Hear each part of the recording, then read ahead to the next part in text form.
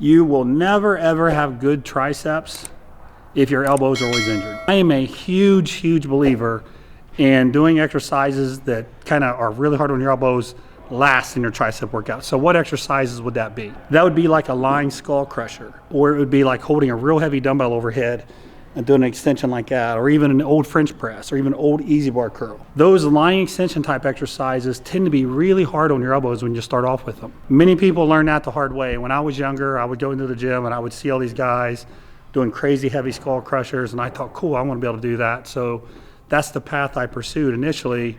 And then I always had swollen elbows. My elbows always hurt. I always had problems with my elbows until one day I said, you know what, this isn't very smart. So this isn't an exercise tip in itself, but if you just take the lying extensions, the skull crushers, the overhead extensions, if you just take those and you move them to later on in the workout, that alone is going to give you a much better chance of having awesome triceps because your elbows will be healthy. Tip number 2, if you look at a lot of tricep videos, they'll tell you to work the long head of your tricep a lot. That's this part right here. That's the inside. And anybody who tells you that, they're absolutely correct. That makes up a large part of your tricep. Some people say 2/3. I don't know exactly how much your tricep it makes up, but it is a large part of your tricep, this long head. So what I would like for you to do is I want you to spend a little bit more time focused on that part of your tricep than other parts of your tricep. If you're going to do, 4 exercises, make 3 of them, or 2 of them for that part of your tricep. If you're going to do 3 exercises, make 2 of them. My general point is just to put a little bit more emphasis on that long head. So how do you do that? Now, what a lot of people will tell you is that muscle attaches a little differently than the other parts of your tricep, which is the lateral head here and the medial head in here. And they'll tell you that it attaches up in here somewhere, and they're correct, it does. So what people will tell you is they'll say, make sure you're doing movements where you really stretch up here.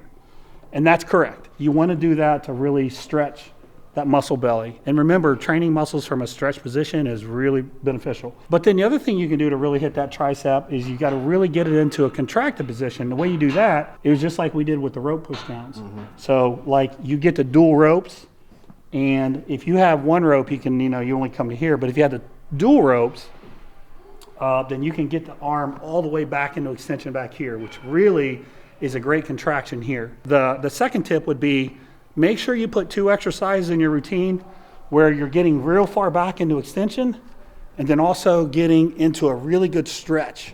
You don't have to stand up and do something. You could lay down and do like a skull crusher and then rotate your elbow back and stretch, something like that. And remember what tip number 1 was. It was don't do that first, all right? So do some push downs, do some other work, and then mix in variations of these 2 exercises to really thicken up the inner head of your tricep, and that'll give you a lot of bang for your buck there. That's tip number 2. Okay, tip number 3. Actually, this one makes me think of your dad. Those of you who don't know, this is James Bowman. His dad used to train me. He punished me, man. So tell him I still remember that.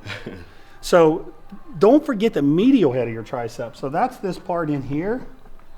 Now, what made me think about your dad was when I joined World Gym back when I was in my early 20s, the guys there, they did what you do. They did powerlifting and bodybuilding. Mm-hmm. James does powerlifting and bodybuilding.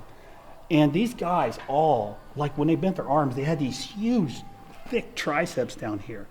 They all had that like mass around their arms. And I always thought, man, that's impressive.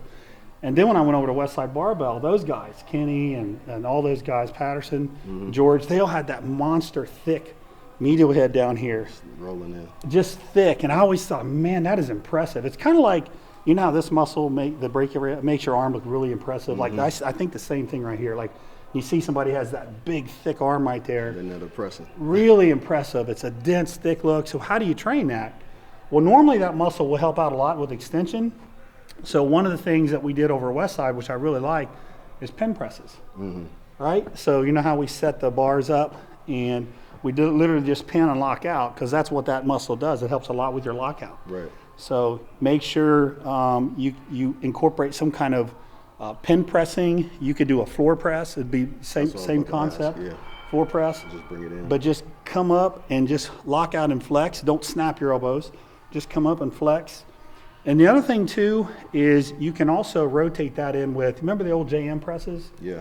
So come down. It's almost like a lying extension. Come down like to your neck and then do the extension up.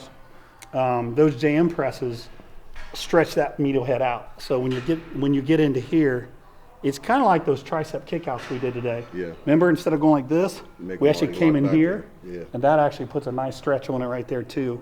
So tip number 3 is I like for people to don't forget the medial head of your tricep. Don't forget that. And the way to work that, you can do some pen presses, or you could do some JM type lying extensions as well. So I think if you sequence your exercise accordingly to keep your elbows healthy,